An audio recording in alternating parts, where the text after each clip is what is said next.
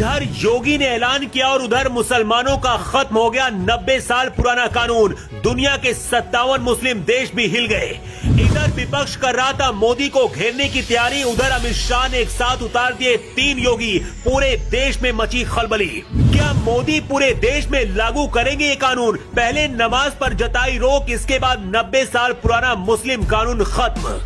जो लोग कहते थे 2024 के चुनाव में कम सीटें मिलने से मोदी शाह झुक जाएंगे, आज वो इस रिपोर्ट को नहीं देख पाएंगे, क्योंकि बीजेपी सरकार ने ऐसा फैसला लिया है जिसके बारे में जानकर दुनिया के 57 मुस्लिम देशों में भगदड़ मच गई है। कट्टरपंथियों का खलीफा भी भाग खड़ा हुआ है। पाकिस्तान के लोग टीवी के सामने चिपक कर बैठे हैं और बांग्लादेश के हिंदू कह रहे हैं कि हमको भी अब भारत आना है। यूपी के मुख्यमंत्री योगी आदित्यनाथ, असम के मुख्यमंत्री हेमंत बिस्वा शर्मा और मध्य प्रदेश के सीएम मोहनलाल यादव, मोदी के तीनों मुख्यमंत्री एक राह पर चल पड़े हैं।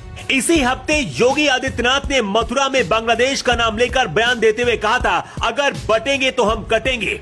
इसी तरह से असम के सीएम हेमंत बिस्वा शर्मा ने विधानसभा में बयान दिया कि असम में मियां मुसलमानों का कब्जा नहीं होने देंगे। कांग्रेस को जितना चिल्लाना है चिल्लाए। असम के लोग मियां मुस्लिमों को बांग्लादेशी घुसपैठी मानते हैं और इन्हें देश से निकालने का अल्टीमेटम भी असम के कुछ संगठनों ने इसी हफ्ते दिया था। इसी तरह से मोदी के तीसरे योगी कहे जाने वाले मध्य प्रदेश के सीएम ने एक ऐलान करके भूकंप ला दिया है। मोहन यादव ने कहा कि हिंदुस्तान में रहना है तो रामकृष्ण की जय कहना होगा।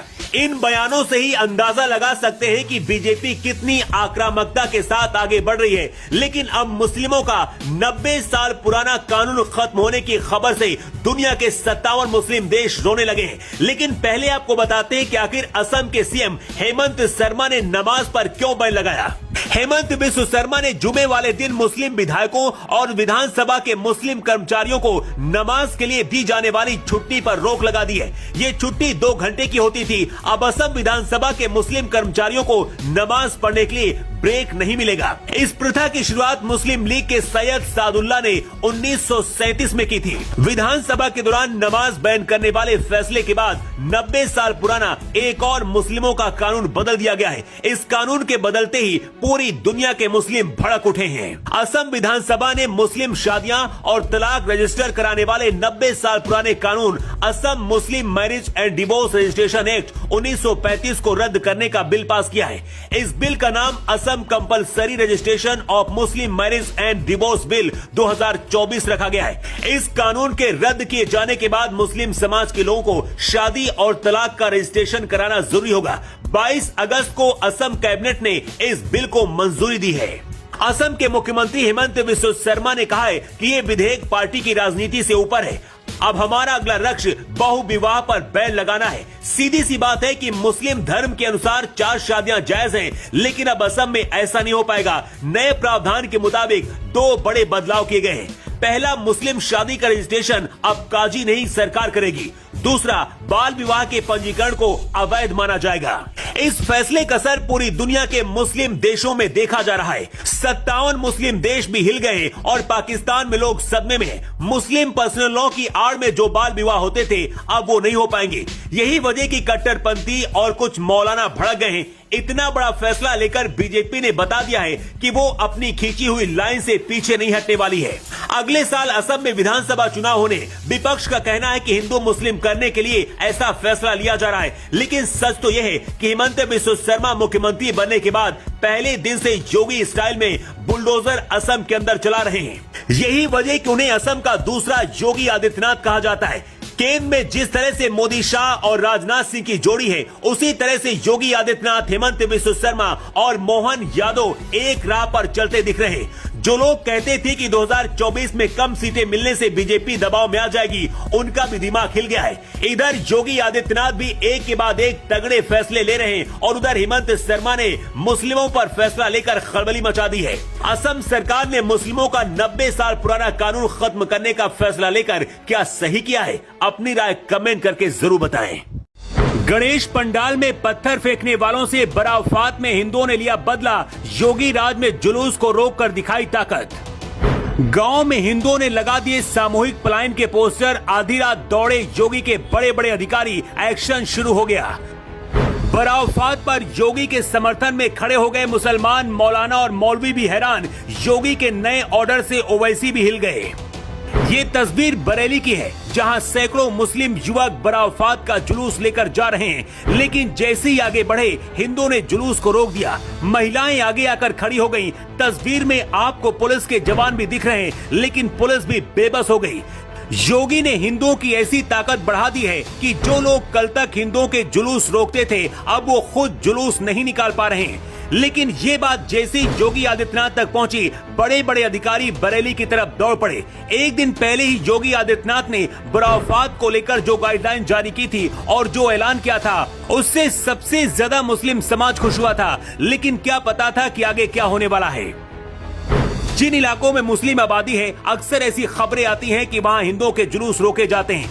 कांवड़ यात्रा हो या फिर गणेश उत्सव या फिर दुर्गा पूजा, ऐसी घटनाएं सामने आती रहती हैं। लेकिन ऐसा पहली बार शायद हुआ है जब एक साथ मिलकर बरेली में हिंदुओं ने बरावफात के जुलूस को रोक दिया। जिस बरेली में बरावफात का जुलूस हिंदुओं ने रोका, यहाँ कुछ दिन पहले लोगों ने अपने घरों के बाहर सामूहिक पलायन करने के पोस्टर भी लगाए थे, जिसकी वजह से योगी सरकार भी हिल गई थी। हमने जब जानकारी जुटाई तो पता चला कि हिंदू बाहुल्य बस्ती में एक मुस्लिम महिला ने मकान खरीदा था। इसके विरोध में सामूहिक पलायन करने के पोस्टर हिंदू परिवारों ने अपने घर के बाहर लगा दिए।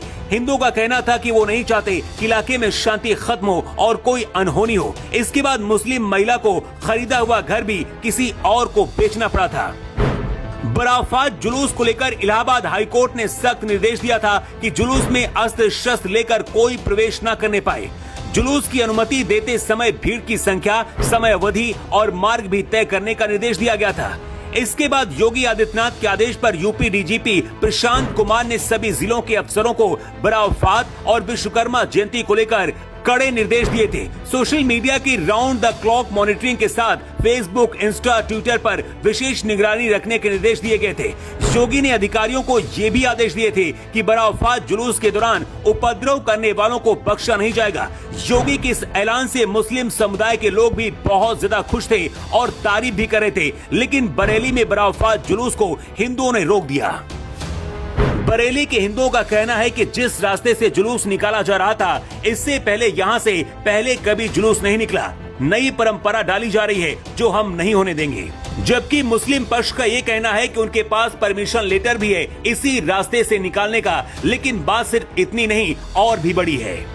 बरेली में बरावफात जुलूस रोकने वाली हिंदुओं की भीड़ का कहना है कि सावन में उनकी कावड़ यात्रा को भी रोकने की कोशिश की गई थी, इसलिए वो भी अब मुस्लिम पक्ष के जुलूस को यहाँ से नहीं निकलने देंगे। इसके बाद मामला इतना ज्यादा बढ़ गया कि यूपी पुलिस को फोर्स उतारनी पड़ी और करीब 10 घंटे के बाद मामला शांत हुआ। गणेश उत्सव हो या फिर कांवड़ यात्रा, अब जिस तरह से हिंदू पलटकर जवाब दे रहे हैं, क्या ये योगी आदित्यनाथ की दी हुई ताकत है? क्योंकि इससे पहले सिर्फ हिंदुओं के जुलूस रोकने की खबरें आती थी, लेकिन अब मुस्लिमों के जुलूस रोके जा रहे हैं। एक बड़ा सवाल ये भी है कि अगर गणेश पंडाल और कांवड़ियों पर पत्थर फेंके जाएंगे तो कब तक दूसरे धर्म के लोग शांत रहेंगे? बरेली हो या फिर कैराना, यूपी के कई ऐसे इलाके हैं जहां से हिंदुओं के सामूहिक पलायन की खबरें भी आती रही हैं। लेकिन योगी के आने के बाद अब लगता है कि हिंदुओं को ताकत मिल गई है जिससे मुकाबला कर रहे हैं। बरेली की घटना के बाद मौलाना और मौलवियों को भी ये बात समझनी होगी कि हिंदुओं के जुलूसों को टारगेट ना किया जाए, वरना बरेली जैसी घटनाएं अगर हर जगह होंगी तो अंजाम क्या होगा बताने की जरूरत नहीं है। Bureau report.